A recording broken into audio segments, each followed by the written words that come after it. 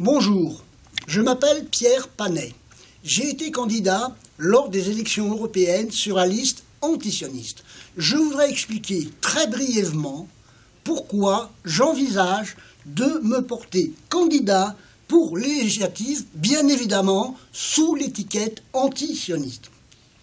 Mais je vois tout de suite surgir deux difficultés, deux écueils qu'il va falloir maîtriser. Première difficulté, elle est d'ordre terminologique, on pourrait dire aussi sémantique. Quel contenu ou sens donner à l'expression antisionisme? Qu'est-ce que cela veut dire donc? Seconde difficulté, supposons lever la question de la signification du terme antisioniste. En quoi une candidature antisioniste se justifie-t-elle au regard de la politique française? Qu'est-ce que je viens donc faire ici, devant vous, chers amis?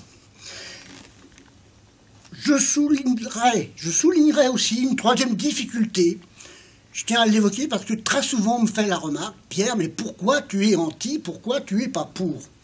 Alors j'évacuerai d'une manière rapide cet argument qui m'apparaît très simpliste.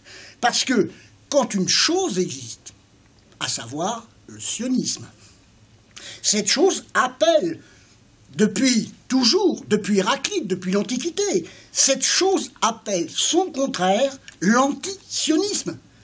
C'est le principe de la dialectique.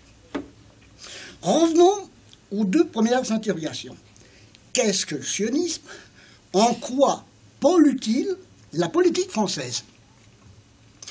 D'une manière générale, je dirais qu'être sioniste aujourd'hui, c'est défendre inconditionnellement Israël dans sa légitimité historique au regard du droit international, le défendre du point de vue politique, et tout cela au détriment d'un peuple, le peuple palestinien. Je rappellerai que le concept de sionisme, référence à la colline de Sion où aurait été bâti le premier temple des Hébreux, le concept du sionisme surgit à la fin du XIXe siècle, et vous savez peut-être que le grand théoricien de référence fut Theodor Herzl. Alors l'idée a depuis ce temps-là, donc depuis la fin du XIXe siècle, l'idée a été énoncée que les Juifs du monde entier avaient une vocation immémoriale à retourner en Palestine en vertu d'une parole divine qui aurait été révélée à Abraham. Mais je crois judicieux de situer ma problématique au cœur de la politique française. Car il est avéré que des personnes, tant de droite que de gauche, voire même des écolos, voire même l'extrême gauche, il est avéré que beaucoup de personnes sont imprégnées d'idées sionistes. Il suffit pour s'en convaincre de lire l'excellent ouvrage de Paul-Éric Blanc-Rue, Sarkozy, les Juifs et Israël. De cet ouvrage, il ressort à l'évidence que le sionisme inspire non seulement la politique internationale de la France, mais aussi la politique intérieure.